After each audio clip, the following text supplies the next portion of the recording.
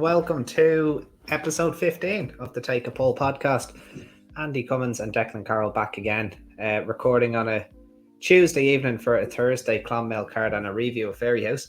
And we see the Christmas tree in Declan's background. Nearly that time of year. Silly season's upon us, Dec. How are you? Silly season, yeah. And I suppose it's worth mentioning that I think, is it the 20th we're going to record for our That's Christmas bonanza? Yeah.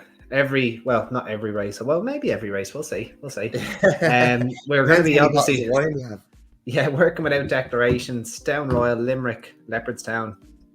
My God, how many meetings is that? 4, 7. How many is Down Royal? Down Royal is the one, is it? Just one in Down Royal, but you've 8 between the other two. You've 8 meetings in. We have 9 meetings across 4 race days. So, quite a bit of racing, and that doesn't even take into account Fairyhouse and Punchestown as we round the new year as well. So we'll have plenty of content coming up. We might squeeze one in before the new year for Punchestown. Absolutely.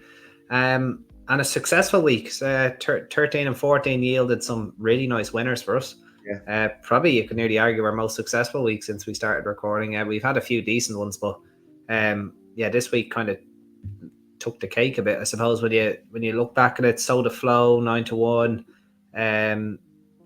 Who else did we have? I think that was Fleet of a Dancer. Fleet of a Dancer at 18s, going into Sunday, Bride's Hill, Nürburgring. You were nearly you hit the bar with Farron Glory. I know you were really big on everything but Tipham. Brilliant weekend, but and there'll be another day for Foxy Lady when she eventually gets the gap. So that was a hard watch for the nap of the top. But look, we have to move on. You can't win them all, I suppose. Dec, what we'll start with then is a Fairyhouse review, as we promised what we do over the previous 2 episodes. Loads to kind of unpack. This could probably take a podcast in its own right, really. We'll start with the Saturday anyway. I can list out some stuff in chronological order if you want. I know you want to talk about the grade 1s on the Sunday, but it probably is worth bringing up the 2 novice races on the Saturday. Namely the Beginner's Chase and the Maiden Hurdle. Beginner's Chase was won by Corbett's Cross on a second start. And I know they kind of finished in a bunch, but they're probably 4 proper graded horses. Like it was grade 2 basically in all but name. You could really say Corbett's Cross, maybe the experience was the key factor. And Nick Rocket kind of, ran into a kind of a dead end at the last, and maybe have cost him getting a little bit closer. What did you think about that Beginner's Chase, or did you have an opinion on it really, or would you need to see them again? Well, obviously thought it was a really big race. Corbett's Cross, they obviously fancied him, and he did come on for his first run over fences. He was a different horse.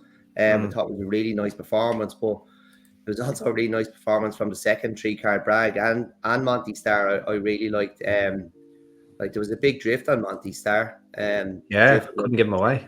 Drifted out the 10s, and I thought he's probably the one I'm going to take out of it, and he may be the best of them over 3 miles by the end of the season, in my opinion. I was slightly disappointed with Nick Rocket. That some people maybe think that was a little harsh, but it was a tough race, but I was just slightly disappointed with him. But I'd say it was experience that edged it. In the end, for Corbett's Cross, he had that run, the nice run under his belt. He'd gone over fences, and like as you said, you could throw a blanket over them. There's not much between them. I'd be expecting 3-card Bragg and Monty Star to reverse the form of Corbett's Cross. It'd be nice to see them all turning up at Leopardstown, wouldn't it? That's what will happen. I imagine Corbett's Cross will probably go for the Neville's Hotel, the grade 1.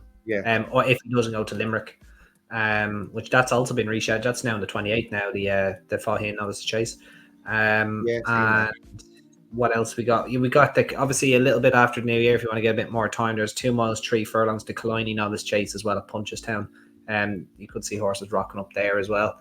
I know you had the Killiney at Punchestown now, but there we go. What's the world we live in these days? That was on one of the January cards, but it was at Leopardstown, the DRF. Absolutely. Sure, you get the Ballyogan Stakes now with the Curragh, so you get all sorts. So anyway, yeah, so it was a really deep race, and even horses in behind, you probably need to watch that back. I need to actually, I haven't got to watch back to see how Colin jumped. With an eye to handicaps down the line, but he wasn't obviously going to be getting involved. I will say I thoroughly enjoyed the race. I really it was a proper enjoyed horse race. Yeah, it was brilliant. Yeah, like a beginner's chase to enjoy that much, like it's it's testament to the quality that's in Ireland at the moment. Like it was really to open the card as well. Open a great weekend's racing at Fairyhouse. It set the tone, like and I think the weekend really delivered on quality. Really enjoyed the racing all weekend. Some really top class finishes as well, and some proper horse racing. We'll get to that as well. The maiden hurdle, I'll skip the amateurs race or the ladies race, which was great to have Soda Flow win it, and he might be worth a few extra pounds. I thought Charlotte Jones gave him a kind of a polished ride, but didn't really strike him after the last, and he still probably win again as a result of that. It was a shade cozy. But just jumping into the maiden hurdle where Firefox very well backed, ended up even money to beat Ballyburn, who returned a 10-11 favourite in second. I really enjoyed this. Maybe the benefit of the run helped Firefox, but he was slick and he attacked his hurdles, and I would imagine he was schooled all of last year, because you have to remember he was schooled over, or he actually raced over hurdles before winning. Before running, and I think 4 bumpers, winning 3 of them. Winning the last one at Down Royaloff, I think 12 stone 4s, which is, it takes a good horse to do that. It takes a good horse to win 3 bumpers with double and have to carry a double penalty. And he showed that in beating Ballyburn. The horse that I took from it, though, and it's a horse I think I'm usually we try to pull up horses that, you might be planning for handicaps down the line, but I think this is a proper horse, and I think he's going to have to. I don't think they're going to have to, but I think he will just win a maiden hurdle sooner rather than later. The 4th finishing Dr. Glide, who hurdled unbelievably well for his first ever run in public. Is that the Chris Jones horse? The Chris Jones horse, yeah. Jim Draper, Keith Donoghue was riding for Jim Draper. He jumped the 3rd last. Keith Donoghue, for lack of a better term, took a bit of a pull. The race got away from him a little bit, but he came home really strongly, and if you go back and have the opportunity to watch it, you won't see a debutant hurdle much more fluently. This is a serious horse, and he will win a maiden hurdle. I don't know how far he'll go this year, but he could be very, very high class in the years to come. He's a 5-year-old rising 6, so you should see the progression quite quickly out of him. The obvious race for him is on Stevens' Day or Boxing Day at Leopardstown. The second race, there's a 4-year-old maiden hurdle, and then there's an older horse's maiden hurdle. I think it was won last year by Dark Raven. It's been won in the past by the likes of City Island. Chances are Ballyburn rocks up there as well, though. And you could even see Helvic Dream rocking up there. Like you could have the 2nd, 3rd, and 4th. And even Irency, who Dec, I know you wanted to maybe chat a little bit about, ran a lovely race in 3rd. But Dr. Glide for me is a horse I'm going to be watching very, very closely, and I will be backing him in maiden hurdles. This isn't a handicap plot job. This horse will win a decent race, I think, this season, and I'm very, very much looking forward to him. Moving on, Dec, unless you've anything about the maiden hurdle. I will say, Andy, I was disappointed with Ballyburn. I know it was a deep race. All right, okay. But I was disappointed with him, and I was disappointed how he didn't pull for his life. He wasn't, and it's something I've noticed over the last 2 weekends, that some of Willie's buzzier horses, the likes of Galloping Deschamps, who was, quite hard on himself when he raced, and Ballyburn, they're not as buzzy as they were this year. They're kind of flat, and I did say that Galloping Deschamps didn't really stand out in the ring, and we were kind of saying, well, from that being in there with a specimen, appreciated it, but the really buzzy ones, I don't know whether they've been drilled too much. Maybe they're overly fit. Too much of the fizz has come out of them. It's a bit funny, because we were saying Willies are taking a run to maybe they've been look, maybe when they looked like they were taking a run a few weeks ago, he's got extra work into some of these buzzier ones, and it's left a little bit of a mark on them, because they're two over the last 2 weekends that were, would have raced, really picked up the bit, and and being hard on themselves. But both did really, really well last year. Like one's won a golf up. They were both not the same horse they were last year. I thought I was disappointed with Ballybourne. Yeah, I thought he'd put it up to Firefox, who did kind of shape like a stare very much in bumpers, but he showed plenty of zest over his hurdles on Saturday. Ballybourne, people are saying he needs to step up to and maybe possibly be a Ballymore horse. But the one thing he showed he didn't have on Saturday was a turn of foot, and a fast horse wins the Ballymore usually. So he needs to brush up on his jumping as well. I wouldn't give up on him just yet. I'm not giving up on him. I just think I know that. Yeah. It's something worth noting that they're not as buzzy as they were last year. Like they're not as keen as they were, and I don't know what the reason is, but maybe they've got too much work into them when it was looking like some of Willie's were taking a run, and it's just knocked that out of them. Maybe they both need to be freshened up a bit, but Ballybourne's going to need the experience. So I don't know, but it didn't look like the same horse he did in bumpers. No. And normally horses like that, they get lit up when they see a hurdle. He didn't. So just a slight concern. I wouldn't be surprised to see him have a little bit of a break. Well, we'll see. We will see. With a bit of luck, he is okay, and maybe just needed the experience. We'll see. As we said just before we recorded, this is probably going to be the strongest maiden hurdles run all year in Ireland or England. I can't see many maiden hurdles being better than this one. But sure, we will see. Next race, novice hurdle, won by Waterford Whispers, who got up. I know that was probably devastating viewing for you, Dec, on answer to Kaif, who was second. It looked like he had the race done and dusted. Maybe a drop back to 2 miles for him. He did travel very, very well, and it didn't look like he was short of gears. Be interesting to see maybe where he's placed next time. Waterford Whispers did shape like a bit of a stare, kind of grounded it out in the end, but again had a lot of weight concession, and I think 125 was equated to 12 stone in this race. So these horses will want to improve a bit, probably to get amongst the better ones, you would have thought. Yeah, a few of them are disappointing, but I did really like Answer the Cave. I thought he ran. Lovely race, yeah. I thought it was all over coming to the last. I thought Waterford Whispers had been beat, and he was the one I had mentioned. He was the one I was tempted to go with, particularly off 11.4, I think it was. But look, the two of them ran. I think they're two nice horses, but some of them were a little bit disappointed in behind. Yeah, absolutely. The Easy Fix Equine Handicap Chase was won by Solness, a 5-year-old for Joseph O'Brien. Connections had a super weekend as well. We'll probably get on to Nürburgring in a minute. 6-length winner, very, very easy indeed. Off 138, as I said, 5 rising 6. This horse could have a lot of progression in the tank, and be very interested to see where he goes next.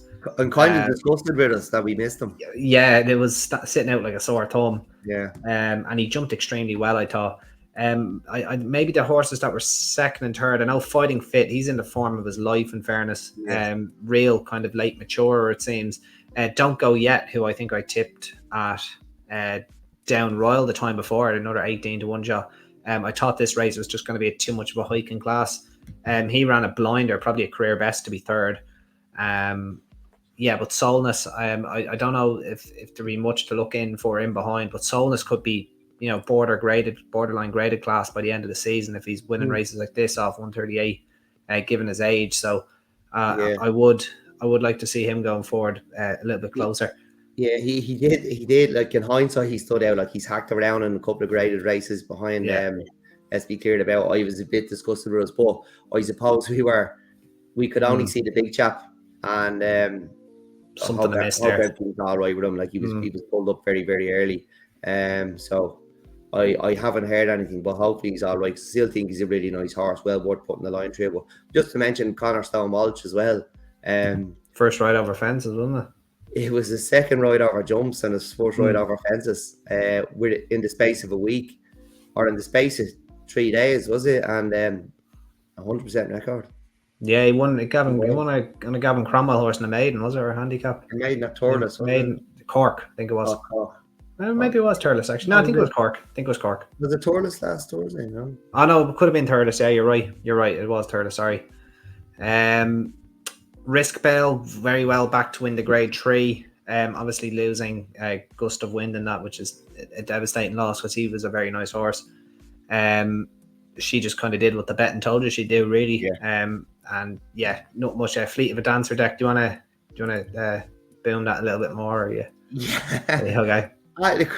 It was nice to get the drift, wasn't it? I think when she first opened, it was 14s and drifted to 18s. We'll have that. No, was happy enough with that one.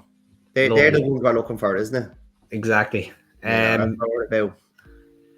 Absolutely, 100%. The first race on Sunday was the Mares Handicap Chase. Again, staying very, very obvious here. The first two home, Bride's Hill and Queen's Jane.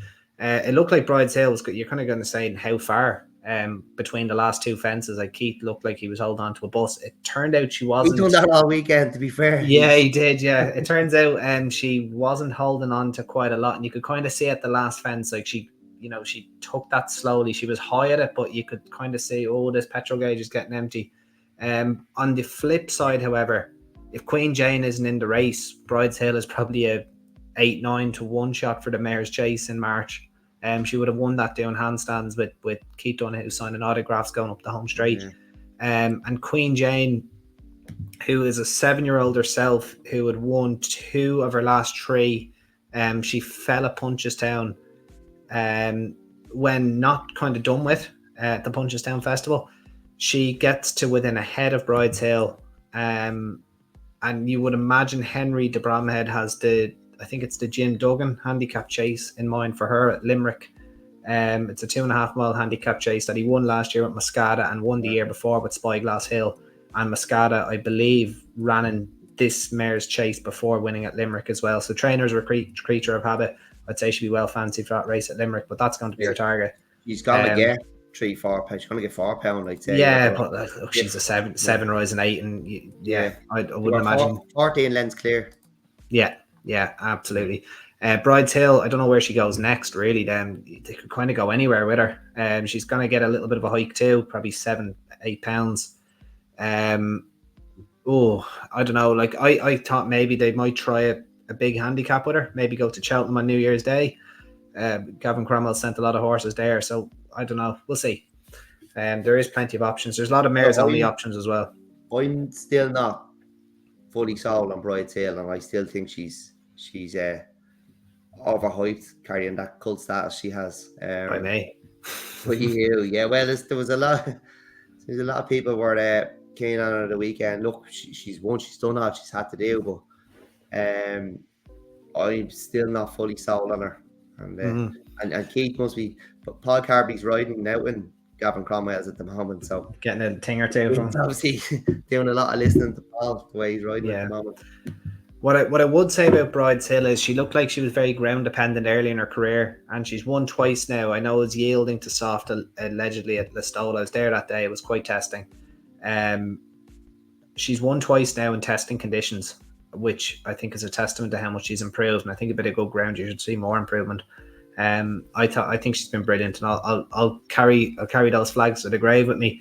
A race that's kind of been getting slated kind of since it happened, maybe because it wasn't a very sexy result, was Nürburgring's win in the Bar 1 race and price boost across all channels, juvenile hurdle.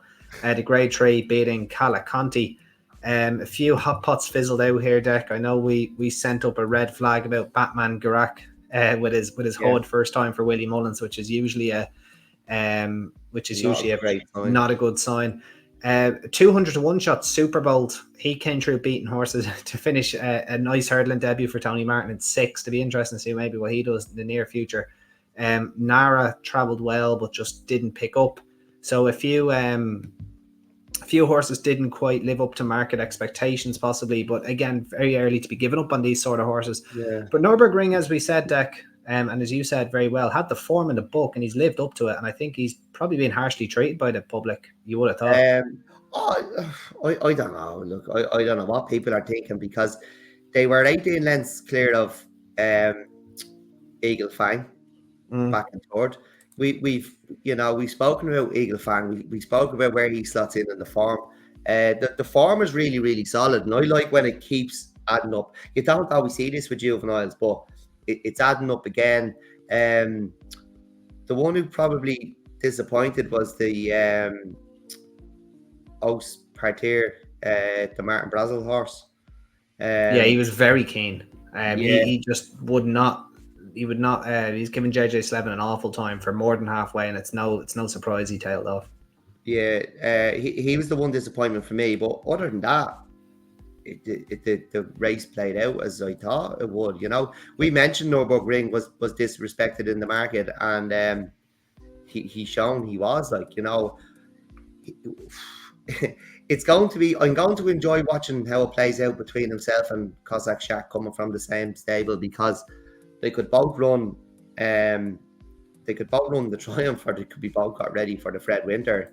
I'd imagine one will go one way and one will go the other, and it could be, they could both go either way at the moment, because Nürburgring could still be gone. He'll be in the Fred Winter now. He'll be safe enough. So I'm going to enjoy watching that play out. But from what we've seen of Juvenile so far, it's hard to say he's not top of the tree with Bordet Road. I do really like Bordet Road as well. I actually said to you after his debut, it's not often you see 100+ flat horse jump as well as he did on debut. No. Maybe he mightn't have jumped quite as good at Cheltenham, but he won really, really well. But Nürburgring's still disrespected in that market. I really liked what I saw, and I just say there's another one worth keeping an out of, a filly called Fratas. She beat Eagle Fang quite easily. Michael Sullivan went way out in front and gave her a good breeder, and she won easy enough.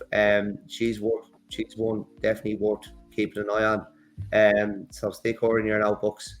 She's like that was her only run over jumps, I think.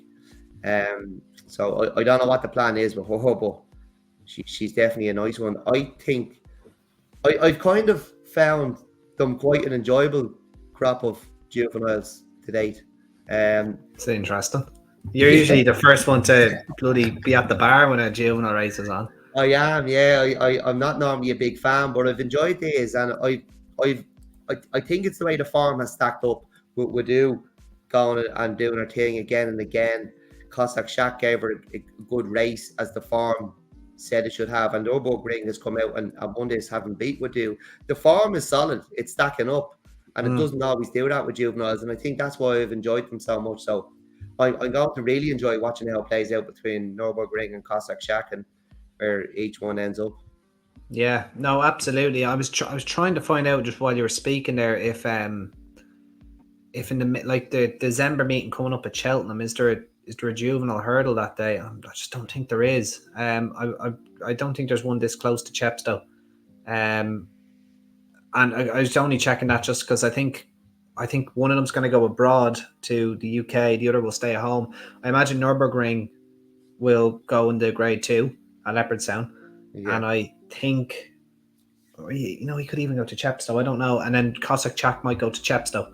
One of them, Joseph usually sends one to the finale at Chepstow, so I imagine one will go there and the other will go to Leopardstown. Well, he'll find out where they're at with Bordet Road there, won't he? Because he's going there, and that'll be a cracker. Look, you have a lot of single figure horses in the market for the Triumph that we haven't seen yet, but they're trained by Willie Mullins, Bunting, Salvador, something like. They have to come, and I know Willie's been doing it with the juveniles over the last few years, but they still have to come and prove it, and there's nothing wrong with that form. Carla Conti went off favourite, am I right? No, 11-4 she went off. She was a little bit weak. I think the Girac, the oak at the hood went off favourite. The nutcase. She was well fancied. She was well fancied by a lot of people, and he's beat he's beaten her, and her 18 lengths clear. Like, what's not to like about that? He's beaten a well fancied runner, and it's not like you could throw a blanket over them. They've pulled well clear, so it reads as good form to me. Yeah, no, me too. Absolutely agree. The Royal Bond deck was won by Farron Glory. I know another one this could have been a week for the ages, but still a brilliant week. But look, if all I'm saying is if King of Kingsfield won this, I think I might have had to pack it in because the form book would have been in the bin. It would have been questioning my life choices. He's a weak finisher, isn't he? Though. He is. It's maybe it's probably not the way to look at it saying it's a bad race because he finished second. He's probably just doing that thing he does in finishing. Where he finished, and finishing weak. But he's still a young horse though, so you never know. That could be corrected in time, but it's interesting. I've been hard on him, but it's probably he's just I'll agree with you fully now. He's just a weak finisher, and it's at the moment he's always going to find 1-2 good, but like Farron Doherty has beaten Irish Panther by 10-11 lengths. Daddy Longlegs beat Irish Panther by 14 lengths at Tortoise last week. Well, Farron Doherty could have done that if he wanted, really. I am kicking myself. I didn't back him because I think there's nothing wrong with the form. He made his debut in the Grade 2 behind Nick Rocket. He finished last, but you just put a line through that. He's won. Irish Panther's probably going to be the good yardstick, isn't he? He's the one you can find your form off. He's the one to use for your form line. So I've actually backed Daddy Longlegs for the Supreme and the Ballymore since the weekend. Right, okay. So what price did you get? I think 14. You don't have them. Yeah, be about 14s, I'd say. I think it's about 14s. I had a few drinks on me. But look, I think Farron Glory's a really good horse. There's, he's a deserved Grade 1 winner now, and I don't think it was a bad race. I think he'll be bang there come March in the best of races. Look, he's won a Grade 1 now. Very interesting on the RPRs or Racing Post ratings. It's 137 for winning his Clonmel Maiden over Irish Panther, and only 138 for winning the Royal Bond. So, the RPRs are not going waxing lyrical about or the Racing Post not waxing lyrical about the Royal Bond, and maybe because of where King of Kingsfield finished. But it is worth knowing that they went very hard up front, and the closers kind of had their go. So on Tubber, who I thought, he was up there from the start. Everything else fell away. That was up there except for Tubber, who travelled, was probably the last one off the bridle as well. So maybe you could see him maybe stepping up in trip because he seemed to relax well, and he clearly stays well because the rest of them fell away. So obviously the flip side there is that he's had a hard race, likely to finish third there. So I wouldn't be giving up on him just yet, especially if he goes up in trip. Yeah. I think not well known colours win a big race these days. I just think people don't get too excited about it. Whereas if that's the green and gold or it's Rich Richie's colours and it's not as impressive, people are, all over rushing the back anti-post for March. I think Farron Glory's a really, really good horse, and is the line of form through Irish Panther, I think, is going to prove that and keep proving it throughout the season. But just on Nürburgring, his owner spent 1.1 million on Give Me the Beat Boys, you know what I mean? They're serious owners, and they've had a really good weekend with Solness and Nürburgring. And did they have another winner? Or did they have a winner? I don't know if they had another one, but they had a great weekend though. Yeah, but they're serious owners. You're spending 1.1 million on a 2-year-old. Yeah.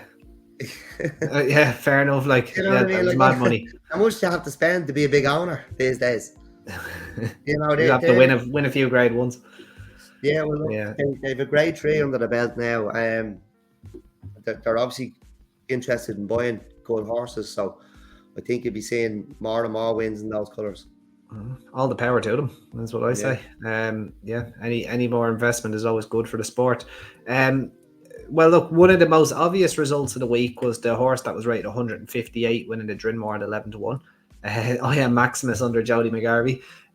Obviously, hindsight's a wonderful thing, but I put up a tweet about it thinking that he strikes me now as one of the most fascinating horses in training. I never warmed to him. I was never a big fan of him. Maybe he just needs to go this way around. Possibly. Well, he's been brilliant. He's just done well, and he clearly likes Fairyhouse, but what does Jody McGarvey have? Like, we joked about it last week, you know. Yeah. He mentioned Great Field. He must be a horse psychiatrist, is he? He's it was put him brilliant. up on these lads that are not well in the head, and he's able to get the best out of them. So, I actually, you'd have to think the way the Gold Cup is now, gentleman's game, is beating him in his beginner's chase. He's got, you know, the progressive. What's he, progressive 7-year-old? He's you know. He's the value bet probably in the Gold Cup at the moment if you want to have an anti-post bet. Yeah, I would run him if he was mine. What would I do with him? I'd probably keep him. I keep him right-handed, I think. Oh, I am Maximus. Yeah, and I would. I'd have a go at the Gold Cup, but I'd give him one more run, and I'd probably run him at Gowran. In the Red Mills. That's what I'd probably do with him. See how he gets on around there. Small field. I wouldn't worry about it. That's what I would do with him and see how he goes. But yeah, I thought he was. He strikes me as absolutely fascinating now. Let's be clear about it. Like, he looked like a complete stayer over hurdles. It looks like he may won 2 miles back over fences. Like he just petered out but jumped beautifully. But just didn't seem to get home for whatever reason. I know Keith Donoghue probably rides a lot with his legs now, so he mightn't have been holding on to too much. And he put in a shift there. It's not. It can often be the strongest of the grade ones on the day, but I think it may have been the weakest to Drinmore. Like, it's traditionally a very, very strong grade 1 for novice chasers. Been won by really, really good. Like, you've had Delta Work and Fakir Dudari, I think, go at it. It's usually a very Sam Crow and Fakir Dudari. Oh, Sam Crow and Fakir Dudari was it? Yeah, I was. I'm not sure. Let's be clear about it. And found the 50 are quite up to grade 1 level, or will be an open company. I was a little bit disappointed. It's probably my favorite race of the year, but I think it was one of the weaker renewals.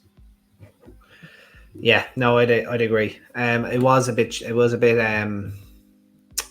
lacking of that, you know, top chaser. But what would Pascal Vega have done to them? He wouldn't have come off the bridle, would he? Yeah, I don't think so. Yeah, no, I don't think In the Pocket would have come off the bridle, and he's still a maiden over fences. Like, Jesus would have given Spillane Tower a squeak in his Drinmore, to be honest with you. For sure. Anyway, Dec, onto the Hatton's Grace. This was probably the race of the week. This is what horse racing is all about. You had the unexposed novice against the defending champion. I know both of them having their first runs of the season. Two, as you said, two completely different horses. Speed horse against the stayer. At the trip that, you know, they could both meet each other over. This was just brilliant. I thought this was an excellent race. And you take it away. I think Tehupu, just like he's deserving favourite. I'm assuming he's favourite, is he, for the Stayers Hurdle now? I know there's that telling me in France, but I thought it was a super performance to grind down Empire Pass. Yeah, we still only 6. Like he won that last year, beating Honeysuckle and Classical Dream. You know, a lot of people giving Empire Pass stick, but the Black was outstayed in that race. There's nothing wrong with a champion hurdle horse being outstayed over 2.5 miles, and you can get racing a bit early at Fairyhouse, because which they did. Yeah, you know, it's when you think about Fairyhouse, it's an easier run in. We mentioned it last week. It's nearly all downhill from Ballyhack. Like, just to watch a 7 furlong race at Fairyhouse, and you'll see the sprinters getting home. That's how easy the running can be. But what that means is you get racing earlier, and, you know, of our races that are further than 7 furlongs, like over 2.5 miles. You have to stay. So he was just outstayed. They pulled clear of Ashrow Diamond. I thought it was a great race, and there's absolutely nothing wrong with being outstayed by a stayer in that race. As I said, Istabrack was outstayed by Limestone Lad. You know, I can't think off the top of my head, but there's other champion hurdle horses who have been outstayed in that race, and that's all that happened. Like, you know, he was keen as well. He traveled in well, Paul's hands, and I thought he hurdled like a champion hurdler though. Like, he was so slick. He was so I really quick. liked the look of him. Yeah, I really liked him. I thought it was a nice performance for his first start of the year. And you know, Tehubu obviously goes well fresh, because they're going to put him away now until March, which is a little bit disappointing. But you know, if that's what they want to do, that's what they want to do. Turn up in March without that run in Gowran. I'd love to see him at Leopardstown. So, you know, obviously they're looking they probably prefer Gowran for the deeper ground, but I'd love to see him in Leopardstown on the 28th in the Grade 1. Yeah, I would too. I think Rob Corr won't be short of options for a runner in that race. Like, I know Irish Point is in the fighting fifth, but we are probably going to talk about Absolute Notions, who they might well let him roll the dice in that race if all goes well on Thursday, which we'll get to in a few minutes. But fantastic race. Would you be taking a poll or going for home with Imperial Pass with a Tehupu with a Stayers hurdle bid, because he's clearly blessed with a lot of talent in a division that's really lacking a star, isn't he? So I think it'll take some stopping in it. I really do. He's only a 6-year-old. I think he'll take some stopping. I think he's a really, really nice horse, and I wouldn't be put off Imperial Pass in the champion hurdle at all. I don't know what way his price went, but I'm still not sure whether he's going to be better than Statement. It was his first run in open company, where the Statement has been proven it in open company.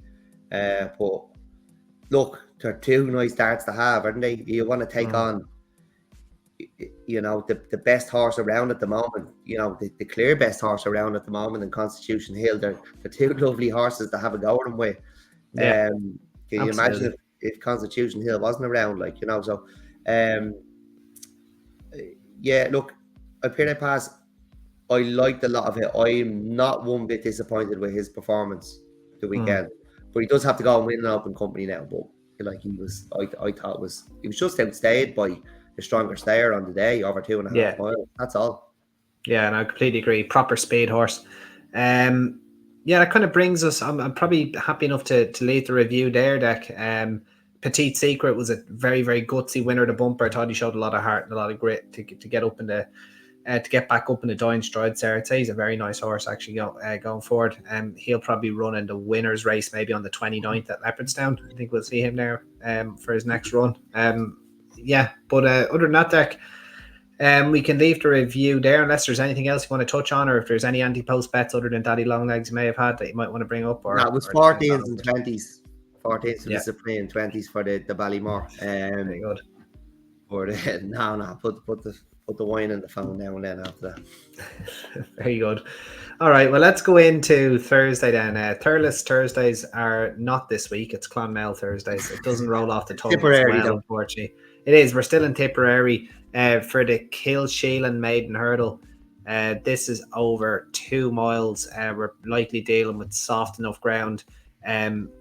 Not the strongest maiden hurdle you're ever going to see, but something has to bloody win it, I suppose. It's for fillies and mares, though, isn't it? Yeah. No, it's not. No. This is geldings. So like, it's actually even hard to find what's going to be favourite here. Like, if John McConnell, I know he had Mahler Mission, he ran a lot better, but you're dealing with horses that have been beaten out of sight by Facile Mode and October in Solo Flight's case. Sirecough maybe. The 4-year-old for Shark Cannon, like, beating 14.5 lengths of Foss Lass in a bumper. Like, this is bloody difficult, Dec. Do you have a selection here? Yeah. There's 3 I like. Majestic Topaz, 4-year-old filly. She was 17 lengths fifth is Samoy on the first 4-year-old bumper of the year. Yeah. I think it's on Lawler's Day at Naas. Mm-hmm. As before, running at the Punchestown Festival behind Angelo Dundee. Then 11 lengths fourth at Cork in May. That was probably a little bit disappointing, but this is our next race. She comes here. She'd be the one I'd be willing to take a chance on. The other two I think would be the danger. Two mares. This is what I thought it was a filly mares race. Charity Barnum. I think we spoke about Charity Barnum a few weeks ago. I might have put her up. She wasn't done with when she fell at Navan back in March. Yeah, I remember that. Yeah. Yeah, she was a little bit disappointed in that Punchestown behind Better Days Ahead the last day.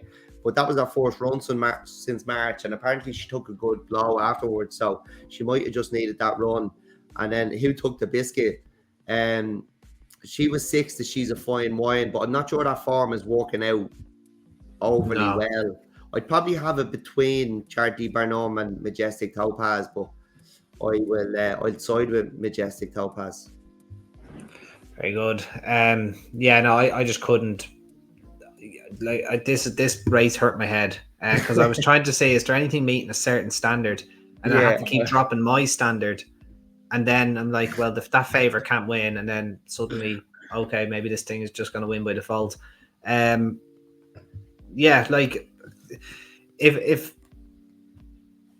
down the old bog road, is it down the old bog road, Michael Horrigan? Obviously a horse that's been extremely difficult to train. He's had 3 runs, but all in like long intervals. His run behind Man at Work at Limerick, his first ever run.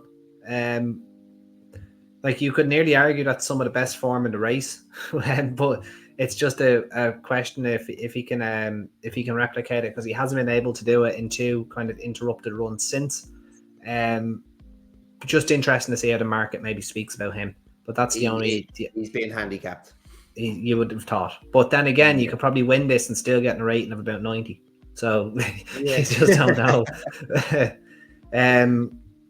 Anyway, Dec, we'll move on to the 12:37. Again, it's not the easiest. It's a handicap hurdle, top weight being 100 or 80 to 102. There's actually no 102 horse in it. Star official for Danny Mullins there, 101 top weight. We've got 16 runners to 3 reserves, full field. A couple of unexposed horses in here. Birdie Whittle is a horse that we brought up on the pod a couple of times, Dec, or well, I have anyway. Lovely pedigree. I think I remember saying she was by Champs-Élysées. And they've finally gotten her handicap. The mark that they've gotten is 88. Touch ran a nice enough race on her debut behind Mint Boy. And I'll just be watching her very, very closely. She did show a little bit more, but at Clonmel last time out behind Annie Road. The mark of 88 gives her somewhere to kind of start. But we have to take the rule, don't we? We'll let her see how she runs here. And we'll see how maybe Robert Tyner is notorious for Limerick at Christmas time. So I would have thought maybe this is the plan. This is the prep run. And we'll see if she gets an entry at Limerick at Christmas.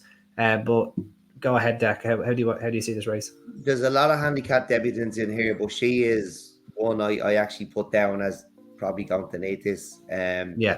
Along with Hill Rocket. I actually thought this was a mare's race for a while as well. Hill Rocket. Everyone's keeping their mares in training days. It's such a great program. They get nicely handicapped. Hill Rocket's making her handicap debut as well. I think she's going to need it. There's 3 I like. Late Vocation, mare in here off 99. She wasn't beaten far in 2 maidens recently. She was behind Miss Augusta the last time. It is her handicap debut, but I think with the form she's shown recently, she might be able to get involved on her handicap debut. And then Inchquin Maid, she has shown to have some ability as well. Her best maiden run was over 3 miles though, so her handicap debut is over 2. It's just making me think it's not going to be today, and she'll be back up and trip the next day. She's definitely one I think you should put in your notebook or put in your tap tracker, because you just looking at that maiden run over 3 miles, when she goes back up and trips, like this will sharpen up her jumping lovely, and she'll be bang there the next day, I think. But You know, when you're working hard and you're trying to find what you think you have, it's always McManus, isn't it? It's always McManus that beats you. And it's one I spoke a good bit about the last day. It was our first run for a year, Boards in the Bays. She in here off 89.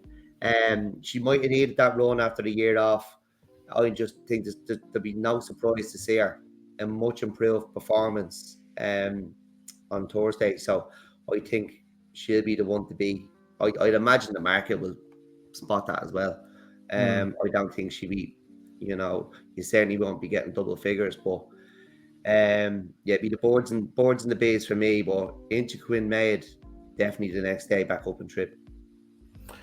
Very good. Inchi Quinn Maid. That's the one that was it's sticking. That's sticking in my head now. So that's into the top tracker. Toontown down the very bottom there, Dec. 5 or 6-year-old by Leading Light. So Saint Sawyer is a good old Kiandana. I think there's definitely a race in this horse off this sort of mark. It's just that he is a little bit keen and can be a little bit clumsy at his hurdles. I'm not sure if he just needs to be maybe ridden wide. Maybe the horse is borderline blind or something, but he is a bit of a clumsy jumper. Nice race. He was 15 at Torres, won by Jim. Yeah. Obviously, Herculean has won since, and then ran well carrying about 15 stone. And Destabel has shown nice form as well. He was toured that day, and I think Brownstone might have won. Did Brownstone win at Fairyhouse? I'll tell you now if Brownstone won. I know the form caught my eye. Brownstone was beaten favourite that day. Brownstone won at Fairyhouse on the 7th of October. The run before that. So he's held his form well. Yeah, that's I didn't look at him. Yeah, it didn't jump out at me, but I think you might have found one there. The only worry about is the 2.5 miles. Like, he's keen going and he can be a little bit clumsy, and it seemed like he was at his wits' end at 2 as they jumped the last. But then again, that race just might have been good for the grade. So he's there with a stamp on his back. 11 stone, I suppose. The stamp on its back in context to an 80 to 102. You're never going to carry 10 stone in an 80 to 102 in Ireland. It's just not going to happen. It's too competitive. So I would take a chance on him. The trip is a little bit of a question, and he can be a little bit in and out, but he's shown 2 of his last 3 runs that he has ability to be competitive in this grade at the bare minimum, and I think you should still get a nice enough price on him. I'll take a chance on Toontown. I might dodge me bets. I'd nearly follow you in on that because I do like that race, that form. That might be a good spot. Birdie Whittle though is another one for the top tracker. I know I've mentioned, I think, our first 2 runs. I've let her have her 3 runs now. But Limerick at Christmas time is 100%. I would have thought the plan for her. And if you see the entry, you can, try and get your Christmas money back, I suppose, your Christmas present money back. So moving on to the 112 Dec, an amateur riders maiden hurdle. Doesn't get much easier, but we probably will have an odds-on favourite. It's competitive, even for an amateur's race. A bit of a height machine. Chapeau de Soil. We need a French translator here. Yeah, I'll go with the Soil. I don't think it is, but I'll have to go with it. Impressive enough winner. Then, is it? So yeah, just the Richie yoke. Winner of a point to point, beating at odds on when just looking completely unwell in the head behind better days ahead, and then didn't look much better in the head at Cheltenham in mid division. Albeit he did get caught up in the melee as they did turn for home, so it wasn't the worst of runs. I'm just a bit surprised to see a horse that looks this complicated in an amateur riders race. I know it is Patrick Mullins, who was one of the most experienced jockeys in the weigh room, but you would probably want to see maybe pro handling on him. But look, I've been wrong in the past. He is probably deserving favourite on his bumpers form, but we do have St. Cuthbert's Cave for Gordon Elliott, Harry Swan. He's coming from a 3rd place finish behind, I think it was on Tubber, and Great Universe as well, Dec, an older horse who I usually like to see older horses in these amateur races. He's a 7-year-old. I think he might be the value here. But who do you like? Yeah, I like Great Universe. Like he was a bumper winner here at Clonmel, and before he's 8 lengths forward to Ballybourne, and then 10 lengths toward the High Class Hero. And I do really like that High Class Hero form. He's definitely a horse you shouldn't forget about. The other one I think that's, obviously St. Cubert's Cave and Chateau de Soleil are standing out, but Prince Palace, second to Matton's Way at Naas the last day, is one key. I think this is a competitive race, but Derek O'Connor takes the ride on Great Universe, and he's been bought by Ballymore too since his last run. So I think I would be going with Great Universe here, but it's a really competitive qualifier maiden, isn't it? Yeah, no, very, very much so. I think Great Universe. Yeah, I like the experience. I think he's a fair enough level of form in the book. Just wonder, hopefully he's not getting handicapped. That's the only problem. Ballybrack Wood probably deserves a mention too, behind Farron Way, but a long, long way behind Farron Way. So it'll be interesting to see maybe how his season goes on. Maybe there's handicaps in the future for him. Is Great Universe going to win the Coral Cup then? There's no better man to try it. Martin Brassel, he's an exemplary target trainer. But if he wants to be winning a Coral Cup, he probably should be winning this with his head in his chest. Probably. Yeah. So we'll see. He did get his bumper win eventually. It was a facile 25 length win. Ran well behind Ballyburn. Look, I thought it was a fine hurdles debut behind High Class Heroes, what you said there, Dec. Amateur ridden that day as well. But as I said, the Sean Mulryan and Bernardine Mulryan have came in now on the ownership. So I'd say he's shown well. He's shown up well. He's had a little break. And I think they might want to press on with him now as he's 7 rising 8. So no spring chicken for a novice hurdler. Happy to move on? Yeah. Yeah. On to the 147. This is I think it's a handicap hurdle, isn't it? No, it's not. It's a conditions hurdle. It's a conditions hurdle, yeah. Just the 4 runners. We could probably spend not too much time here, Dec. A horse I'm a big fan of, Absolute Notions. He's wrong at the weights, but it's a horse that's over double his age. Cashback, who's going to be his biggest threat here. I would be very disappointed if Absolute Notions couldn't win this. Would you? Yeah, I won't be having a bet in this race, and no, neither will I. I think I said it before. I like the back chasers in these races. Like Cashback runs in all these, doesn't he? He's so hard to place. A bit of a lunatic, but he only has to carry 11 stone. He gets £10 from Absolute Notions. He's rated £6 inferior, but he is 11, as you said. Now he was second to Beacon Edge in one of these in October. Probably in Tipperary as well. Seems to be a lot of these races in Tipperary. Absolute Notions. Look, carrying 11-10. He's won at 1-12 recently. It was a really good second in the Nathaniel Lacey to Good Land in February. But he was pulled up at Aintree, which was quite disappointing. I am a big fan of the 2 mares in the race. Desert Heather. She's only getting £1 from Cashback, right? 128. Look, she's been in good form. She was. I think she might have beaten Solitary Man, getting a lot of weight, and then she was behind him, getting not so much weight the next day. But she has been in good form. And Monaster Mui, I think that's how you pronounce her name. Well, I am a big fan of hers. But she's only rated 116. But she's one of those mares that will run a race time and time again. She won her beginner's chase last month. She carries 10-7 here. It's kind of who's trying in a race like this as well, isn't it? I won't be having a bet, but I do love the 2 mares, and I'm a massive fan of Monaster or Mui. I've €2, I think, on Absolute Notions for the Stayers hurdle at 130 to 1. Now I don't even think he'll run as a result of how good Tihupu has been. But he's a horse I have a lot of time for, and he's a young horse. I backed him in that Nathaniel Lacey's novices hurdle as well. I got a big price that day, and he was well back near the off.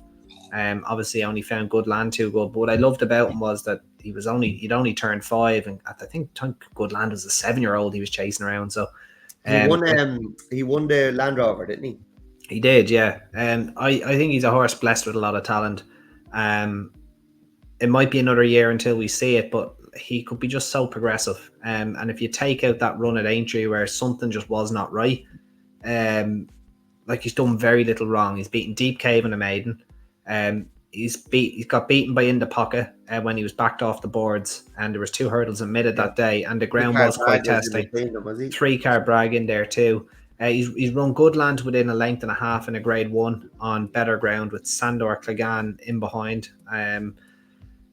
He's then disappointed at Aintree, as we said, and he's came around and won the Hack Canter at 1 to 12 or 1 to 14 or something. So he's just a very unexposed horse.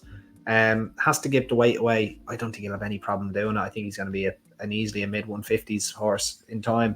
I'm actually a little bit disappointed that we're not seeing him on the weekend because there was a 3-mile handicap hurdle that he could have ran in, I think, at Navan, and I think he would have taken some stopping off 142. But anyway, we'll move on. I think with a bit of luck, he just wins this and has maybe a go at that Christmas hurdle at Leopardstown. I'd like to see that. Anyway, onto the Adair Manor Opportunity handicap hurdle. So these are races. It's a series in Ireland. It's been going around for a long time. Usually for apprentices or claiming riders. It's a great incentive, and you can always get horses. You can get horses that go through this series and end up being very, very progressive, and can often sometimes put their jockeys on the map as well as themselves. It's a really, really good series. Plenty of hurdles and chases around the country, and you'll hear us chatting about loads of them as we move on throughout the season. Again, like, I know it's probably not hard to do in Ireland, but this is the second time we've covered Clonmel, and every time there's reserves in basically every race where there's an opportunity for them to be. Fantastic support, but this is difficult to say the least. What way do you see this one going, Dec? No, I can only see 2 of them having a chance here. Okay. You forgot to mention it's a not the 95 over 2-mile 3 as well. Yeah, fair enough. Yeah, not tonight. I don't know how I didn't mention that. Yeah. Western Model, an air of 91. Connor Smithers takes a ride. He was out the back in all of his runs until his second handicap, when he probably just faded into 5th. Very, very heavy ground at Fairyhouse. It was over 2-mile 4. Half the field pulled up. He's only a 4-year-old. He's going to come on for that. He's coming back. It was actually 2-4.5, so he's coming back a furlong and a half here. But the ground was very heavy that day as well, so you'd forgive him for not getting the trip that day, but I think he's going to be bang there off 91. He actually got dropped, did he? He might have got dropped a pound. I can't see it there. But I think Western Model is going to be bang there. And the other one, I obviously have to put him up again. I put him up at Wexford at 50-1, and he finished 4th. There was only 3 places.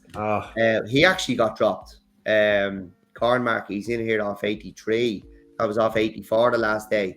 Another 4-year-old, massive improvement that run, but he was certainly off that day. It was won by Killing Time, I think, who's ran a cracker again. Where was that? At Tramore last week. Wasn't beaten far. Just do you know who he was beaten by? It's always McManus, isn't it? Managed to stay in the grade and had a good go at it again, but it's always McManus. But Cormac, it's going to improve again. I think it's between those 2 for this on Thursday. Western Model and Cormac. The Big Cloud is a reserve. If he was to get in, I think he might have a chance. But look, you might get a run. So at the moment, it would be between Western Model and Cormac. Western Model and Cornmarket. Well, you can have both them, Dec, because I don't have a selection in this one. I'd just be wasting everybody's time. So I'll happily sit back and let you have those 2. That's completely fine by me. Moving on then to a novice handicap chase over 2 miles 2. This is actually one of the better races on the card, I thought. I know the grade isn't, it's not absolutely incredible, but I think there's horses here that could that could take serious step forwards. Like Chosen Diamond, obviously good last time out. Danny Defense as well, left his form well behind, albeit he is coming back in trip. And then obviously Time Marches On as well, who won at Cork, beating Clever Currency in a novices chase. So that was very, very decent. I think it's a decent enough field, and I think there's going to be a lot of winners coming from this race. What way did you see this one dropping? I've been waiting on Captain's Nephew to go into a handicap over fences. I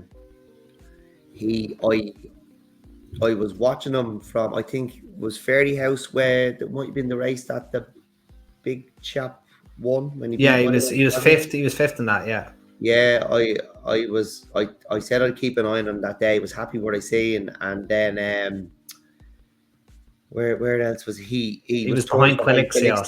Yeah. I thought he was an eye catcher that day at Limerick. The only problem is I find novice handicap chases very, very difficult because they're very, very competitive.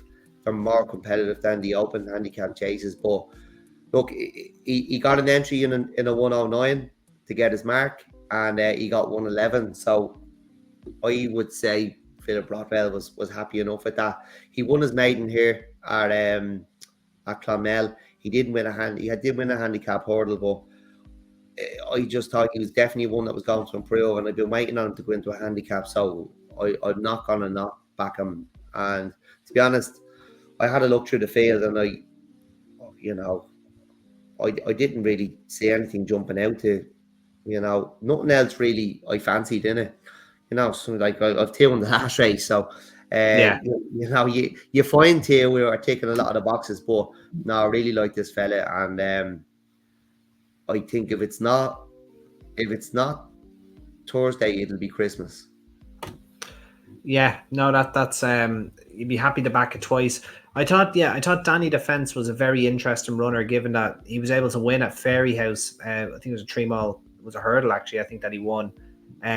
So he's getting it what it is. I think when you're a certain mark in Ireland, you can debut in these type of races.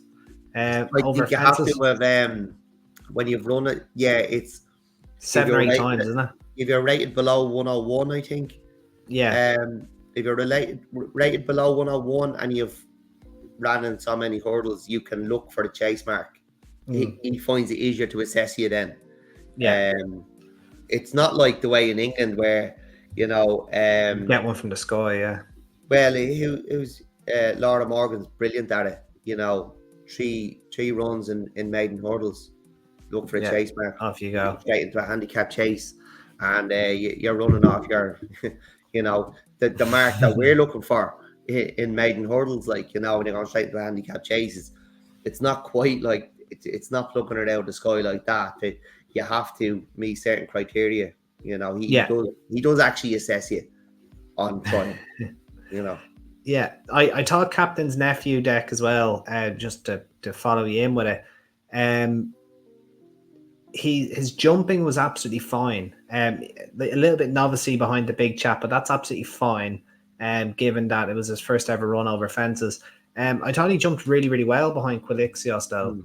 And when I tipped Soda Flow on, I think it was tap 13, he got a mark, I think, kind of similar to Captain's Nephew, and be it that it was a few points below what I thought his hurdle mark would be. Now we know Captain Nephew's mark is 116 and 100 over hurdles and 111 over fences. Soda Flow, I would have thought it was a 124, 125 sort over hurdles, and I think he got like 118 over fences. So it's a very, very similar. It's a horse getting a few pounds less than his hurdles mark, and his jumping isn't really an issue. So given that Soda Flow done it for me last week, I don't see why I should abandon that type of method with Captain's Nephew here. So I probably will follow you in, and that probably is the nap of the tap then. In Captain's Nephew, I'm putting more of my trust in you here. But he does. I found this card hard, but in fairness, he does meet a very, very similar criteria. But I've been waiting on him as well. And you've been waiting on him, so I think he's meeting criteria, and you've been waiting on him. So I'm happy to, we'll take the L. The nap of the tap. Yeah, we'll put his nap at the top. We'll take the L if he doesn't win here, and we'll back him at Christmas instead. Yeah. But no, Philip Rotwell. There's actually an ideal race for him as well. A race that Philip Rotwell I think has won twice. It's another Adair Manor race. I know we were talking about that one there a second ago. It's on the 29th of December at Leopardstown. I think it's the first race on the card. 2 mile 4, 2 mile 5. So if he doesn't win here, I imagine they'd be off to Leopardstown with him. It'd be a perfect race for him. But anyway, we can maybe circle that. So Captain's Nephew, I am very, very interested just to see how Danny Defence does run. As I said, coming all the way back from a winning effort over 3 miles to start his chasing life over just 2 mile, just shy 2 mile 2. Be very interested just to see how he jumps. But finally, onto the beginner's chase deck. It's nice to finish a card with the beginner's chase, actually. It is, yeah. I like when this happens, yeah. Yeah, absolutely. Horse that I tipped up last time out, Jet Setting Johnny, and I think it was Dermot Maloney. I think was if it's the same race, I don't see why it wouldn't be. I think he defied physics to stay in the play after the last. Maybe it wasn't. I think maybe it wasn't this race. Maybe it was an El Marie Holden horse, maybe in the same colours. I'm not 100% sure. But again, it's great to have a beginner's chase at the end of the card. And a few 4-year-olds there down the bottom as well, which is always refreshing to see, getting the weight off some of their elders. Hensey is probably going to be our favourite. He's been extremely expensive to follow since he's joined the Willie Mullins yard. But look, this is an opportunity for him. He wouldn't be taking any of my money, but what way do you see this? I think Ask Andy will take all the beating here. He was a maiden winner before he was just touched off by Harvard Guy. And now, that was the day that Paddy Power and Cheltenham, and Eamon Cleary was adamant he'd win that day. He was talking about him all morning in the airport, on the plane, in the taxi at Cheltenham. And they pulled 13 lengths clear to the third, and they were just touched off by Harvard Guy. And we looked at each other and we said, it's always McManus. So they laid one out and they bumped in from McManus horse. So, but the race is now time straight over fences here, and I think he'll take all the beating here. I know Hensey was second to the King at PRS or PRs as we call them famously last Christmas. But no, I think Ask Anything is going to. I'm happy to see him go straight over fences and win this, and it could be a bit more fun at Christmas time. That is, that would be very, very interesting. I thought there was a horse that made his chasing debut, or not his chasing debut, made a winning effort at Cork, Meeting of the Waters for Willie Mullins. Meeting of the Waters is a horse in my tracker for a long, long time. He was trained by Eugene O'Sullivan, but all of a sudden he was bought by Patrick Mullins, and it's a Kim Muir horse probably, or something like that for him, is it? But I always had him as kind of a nice, fun horse to follow. But all of a sudden he was bought by Patrick Mullins, and he went off short favourite, I think, for a race that I never thought he'd win, purely because of his connections. But he might be a horse who's probably going to be always, shorter than he should be now because of connections. Yeah, no, that makes sense. But there was a horse that caught my eye that day, and it's not in the general way that a horse catches your eye in a beginner's chase in Ireland. He's a front runner. Ideal Dutabert. He came through the auction series as well. Yeah, he did. Yeah. It was a bit of a weird ride. The horse was settled fine, and he was actually a little bit further back than usual, but he got more prominent as the race went on. He just jumped himself into a rhythm, and he was just there before kind of, getting tired. It was almost like Jody McGarvey. I don't know if he thought he was like Dan Skelton for a second. It's almost like he went for home down the back straight, and the horse, now in fairness, the horse just took him there, and he was jumping fine, but he made a bad mistake when they turned in. And I just think this is very interesting, that this is a race that you could just easily just win, and your handicap mark probably wouldn't be absolutely obliterated. This horse is 114 over hurdles, which kind of puts him thereabouts, I would have You thought. have to be 116 or less over hurdles. Yeah, so puts him near the top, but I thought he showed enough on his chasing debut to maybe suggest that he could be worth a chance here. But what I really think is interesting here is they're coming back to 2 miles from 2 miles 5. The horse has been campaigned at staying trips, and Keane Collins has gone to the trouble of getting Jack Kennedy. And I just don't see why you would book someone like Jack Kennedy to have another day in mind. And I think this horse is going to book out. And when I say, I'm not just going to say make all. I think this thing goes 10 lengths clear, and it's a proper catch me if you can job. Because I thought he jumped well enough in the main at Cork. And look, there could be other horses in here to maybe pester him. But I just have a feeling that they're gonna go for this. And I think Ideal the Tabbert is going to go from the front. I hope he's a nice price. I don't have any tissues. I don't have anything there. But I'm going to take a chance on him to run a big race. He is a horse I have a lot of time for because he was actually behind Della Casalunga at Leopardstown at the March meeting, and obviously meeting of the Waters. So I know him quite well, but I just think ask anything. They've wasted no time going over fences, and much less exposed than that other lad. And I think he'll take some stopping now. Yeah, he probably starts favourite or second favourite. I think Willie will have the favourite. I'd imagine he'll be the favourite.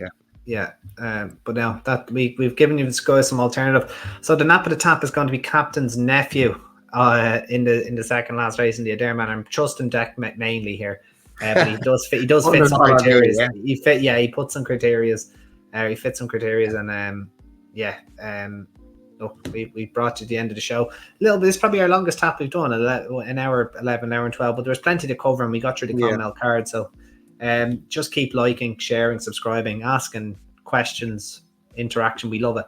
It's important to us, that we really enjoy doing it. Actually, I was only telling Andy that how much I'm enjoying it. I even get the highlighters out for this, and he pulls out all the stops. There's no messing on this show. I don't even course on this show, so we're really, really enjoying it, and it's a bit different than. Look, I think it's content you don't really hear. No. Anywhere else, and we're doing our best to promote Irish racing, and Irish racing get a lot of stick, but we like to think we understand these races. We know why they're run the way they're run, and we don't think it deserves a stick. And Irish racing is in a really healthy position at the moment, and we're just loving it, really enjoying it. And so if you can share it and mention it, spread the word around, we really, really appreciate it. Just tell about all the winners we're giving you.